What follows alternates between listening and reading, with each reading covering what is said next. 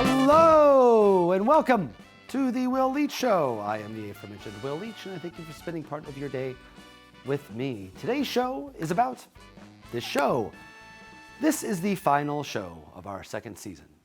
We only did 10 shows this season after doing 29 our first season.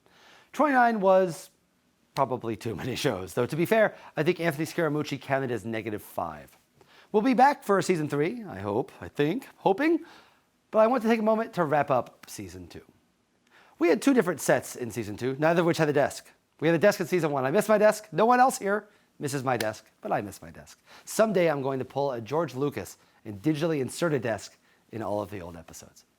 Each guest was here to promote something. Obviously, there would be no other reason to talk to me. I'm not sure there's enough reason to talk to me with something to promote, to be honest. So, to make this worth their while one last time, here are our 10 guests of season 2, what they were promoting, and how well they tolerated me during our conversation. You can watch all of these if you haven't yet by doing whatever you did that let you watch this right now. Okay, guest 1, Andre Holland. He was promoting High Flying Bird, which was a great Steven Soderbergh film. He indulged my million questions about Moonlight, and then also me following him down the hall after we finished taping, asking him a million more questions about Moonlight. Russell Hornsby was promoting The Hate U Give and the Fox show Proven Innocent, which has already been canceled. He was also on ESPN's old show Playmakers and didn't tackle me when I kept pestering him about it. Jason Jones, who is unusually jacked, by the way. Who knew that Jason Jones was jacked? He was promoting The Detour, his TBS show. He was also kind enough to look directly into the camera and do his voice from the kids show Creative Galaxy for my 4-year-old son, Win, which honestly is the only way I can get anyone in my family to watch this show. Nyambi, he was promoting the CBS All Access show The Good Fight. He did not lay me out when I told him I cannot figure out how to get CBS All Access to work, and honestly, he had every right to. Jamil Hill, she was promoting her Spotify podcast. She also admitted that we have actually known each other for a long time, which is not always easy for people to do with me. Reed Scott was promoting the final season of Veep, where he played the great Dan Egan. He insulted me for 10 minutes straight and did his best to pretend he wasn't enjoying every second of it. Also, I learned what the staff thinks of me. Sean Astin, he was promoting the Netflix show No Good Nick. Sean Astin was my favorite guest we've ever had on the show, and I think I want him to be my best friend. David Cohn was promoting his new autobiography, Full Count, and he did not once put me in a headlock. Usually athletes do that. And today's guest, Heidi Gardner. She's here to promote Saturday Night Live, and boy, does that show ever need my help. Thank you, everyone, for letting me continue my second season in the Make-A-Wish Foundation program to pretend that I have my own television show. Here's hoping for season 3 that they finally turn the cameras on. See you then. Today's guest is on the great Adult Swim show Super Mansion, but you probably know her from her many great characters and her breakout season this year on Saturday Night Live. Please welcome Heidi Gardner. Madame, thank you, Charlie. Sure. Thank you very much for coming on and indulging me. I'm hoping this is the year they finally turn the cameras on. They never actually, I know. This is like a Make-A-Wish Foundation sort of thing they let me do. It's very kind. So you have had a breakout season. This, I think, is a fair thing to say. I'm not one of those people that does like the power rankings of cast members. You see that on the internet a lot these days. But certainly you seem to have had a good year. Thank you. And well, you're welcome. And I guess the thing I'm curious about this is, while you're having this success, you've had this moment, I can't imagine how strange it must be to suddenly have this. Have you adjusted to that part? Is that part fun, or is it still weird? I mean, it's fun, but it's definitely weird. Because I'm slightly shy, so if I notice someone notice me, but they might be a little shy about it, then I'll suddenly be like, well, maybe they don't know who I am. So it's like two people with social anxiety trying to connect. Oh, that sounds fun. So now I try to break the wall, and I'm like, do you? Yeah. So has it happened yet where you've went to someone like, hi, it's good to meet you, and they're like, I don't know any idea who you are. Has that happened yet? Well, there have been a few times where someone has been like, Where do I know you Oh, from? right. And I used to just be like, nowhere. And now I'll be like, oh, SNL. And a few times people have been like, I don't watch that. Like, Well, you just look like someone I went to yeah. school with. Yeah, they're obviously not that jerk. Yeah.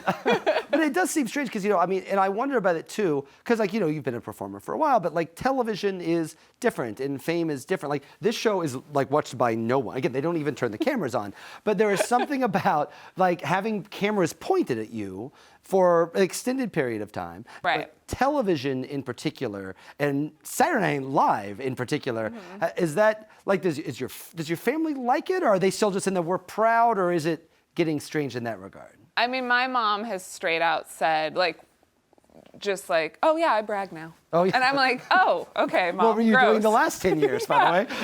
She just, when I'll tell her like, oh, maybe tone that down, she's like, honey, it's bragging. Yeah. I'm like, yeah, that doesn't sound good. I don't like that. So she's stopping people on airplanes. that's my uncle traveled with her recently and said he'll never travel with her again because of. Do they understand, or are they just that this has been like a big year, or are they just like, hey, she's on Saturday Night Live. It's great. It's cool. It doesn't matter to them. I don't know if it matters to them. They've been proud since the second it happened, and so they're always very encouraging. Okay, how about your friends? Like you're like your friends that you've been hanging out with for a long time. Right. Some of you probably perform with, and some of them otherwise. But do they, like? I'm sure. I mean, obviously they're proud too. But like, is it weird that you would be able to go out for drinks with them 3 years ago and no one would care, and now you have to have the awkward, shy thing? It's almost like maybe that's the elephant in the room right now, that like if someone comes up and is like, oh, can I take a picture with you? We sometimes don't address it, it just. Right. Oh yeah, like you do it and then just go back to the tapas. Because it's like I'm with my friends that I've known since second grade, and I'm like, let's just act like we're friends since second grade still. So. Yeah. I wonder about this. There's a sports part to this because I remember. George Hendrick was an old baseball player for the St. Louis Cardinals. I'm a Cardinals fan. Yeah. And he was a very good baseball player, but he would never talk to the press. He just never gave an interview. He never talked to the press at all. And once some person just finally cornered him and asked him, why don't you talk to the press? He said, my job is to hit baseballs and to field baseballs. My job is not to be a public figure. Like I do this thing. It is unfortunate for me that I have to have this other thing that responds to that. Totally. And I'm curious, as like you are a performer, and this is something that you're clearly talented at. There's a public obligation now that comes with that, right? Were you ready for that part? Are you excited for that to get bigger? Do you like it? Like, do you like being known more now? Well, I do like meeting people and being in vulnerable situations where now we're just meeting and having a conversation and getting to know each other. And I'm kind of like asking intrusive questions, so I apologize. No, I just mean like I think that is a challenge in life, and and it's helping me grow and just have new experiences. I totally get why performers or athletes wouldn't like to do that. It's like how people call Kawhi Leonard cold, and I'm just like, he might not be cold to his friends or his family. It's like he just doesn't want to talk to you that much. I know, it's weird, right? I think there's something almost entitled about press, as I say this as a member of the press, I apologize. But like there is kind of this idea. You saw that, I think it's gotten a little better now with social media, because now I think there's more sympathy for Kawhi Leonard when he's just like, I don't really have anything to say. Right. But like 20 years ago, they'd just be like, oh, he doesn't want to talk to this guy from the Peoria Journal-Star. Right. What a jerk he is. It's like, no, he's just uncomfortable around the press or uncomfortable and so on. Like, no one makes Kawhi Leonard run down a red carpet or before the game. But there is this expectation that you have to pose, you have to have a social media presence. Did you, once this happened, did you have to like gear all that up, or was it just, I'm just trying to hang on to my job? I think just hang on to my job and let it all come to me. And still things like, if I'm on a red carpet, I would like to maybe start looking up good posers, or I'm still a little like, I don't know. That seems good. I'm not an expert, but that seems good. A hand on a hip, and I'm not. The wave. Yeah, have you seen Long Shot? Have you seen the Charlize Theron movie Long Shot? No. She has a very thing where she doesn't know how to wave. Oh, see, maybe that would be good on the red carpet. I kind of want to do that, and then people will be like, "She's silly." She has like a weird wave or something. Yeah, I like that. But it is fun. Like no matter what, this has been you close the last season. To me, my fear of doing live television, we taped the show. You guys didn't see this. I had to do the intro 87 times just before we did this because he had to do it one extra time. That's very sweet. Thank you. Sure. Thank you. She is the nicest guest we've ever had. But I'm curious, like, live is, I would just be nervous to like not accidentally say something career-ending every single time I'm on the show. That is a fear that goes through one's mind being live television. Just flubbing a line like you did in your opening. No, I didn't. What are you talking about? Only the first 83 times. Any of that stuff. What helped me was there's also the live studio audience. So in my head, I was like, I've performed in theaters before. Just remember that you're performing to these actual people right here, as well as the millions of people through the camera. No, they're not there. Right. For some reason, that took away a little pressure, like imagining a smaller theater rather than the whole New United States. Well, then you're welcome for continuing to bring it back. Okay, last thing, we have a segment called Frivolous Questions of Dubious Import. Love it. But I have one more question I want to ask before that, and that is that you worked as a hairstylist for a long time before, and I'm curious. I have a question about that, but I'm less curious about the hairstylist part for right now, as much as it is that you actually didn't, like, I always get nervous. I see someone that gets huge at like 18. Or huge at like 21. Like they're too emotionally immature to understand it. Do you think there is value in that? Like, I mean, you're still obviously very young, but like you're not like a teenager, like busting through so on. Do you think there's value in that? Like, were you more mentally prepared for this or no? Or are you still just like a 19-year-old?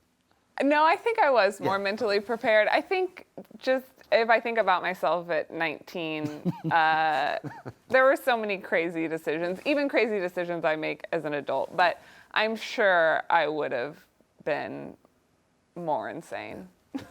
Yeah, I think it would be overwhelming. I couldn't handle it now. Yeah. Okay, frivolous questions of dubious import. Are you ready? Here we go. Most of these are sports and or Kansas City related. Love it. So, because it is ostensibly a sports show. I'm curious, you are a Royals fan. Yes. Obviously, being from Kansas City. Where did you watch the World Series? The clinching game of the World Series. The clinching game of the World Series. 15? Yeah, 15. I was, oh my God, where was I? That is so weird that I can't remember it right now. Oh, you know what? I was late to seeing it. Like I had T-voted at home. I had to go see a show that night, which sounds like I'm a horrible sports fan, but I'm not. I like had to go to the I understand. It was like a work obligation. Please, And I had and I also was like, I'm not going to open my text. I had, I think, 52 texts notifications, so I knew they were. Yeah, you couldn't miss it, right? Yeah. Because were you on the West Coast? Yeah. So like the game was over at like 8:30. So 8:30. Yeah. That's unfortunate because we don't live in an age now in 1985 when your team so cruelly stole the World Series from my team. You could avoid spoilers and you could just hear it on the radio. Yeah, incredible. Now no way to get away. So I guess this begs the question. You are a Royals fan. I'm a Cardinals fan. Mm-hmm. Do Royals fans hate Cardinals fans?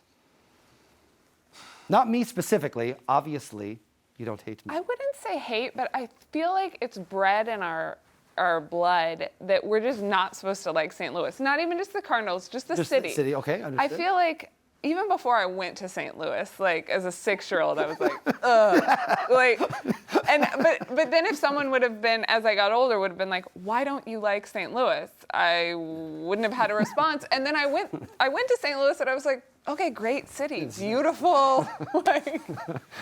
I get it though. I get it. It's in the, but is Columbia's like can be like the middle ground. Yes. Right? Where they can meet and. Yes. And I wanted to ask you that actually. You actually went to both Kansas and Missouri. Yeah. They are rivals for you East Coast elitists that don't know that.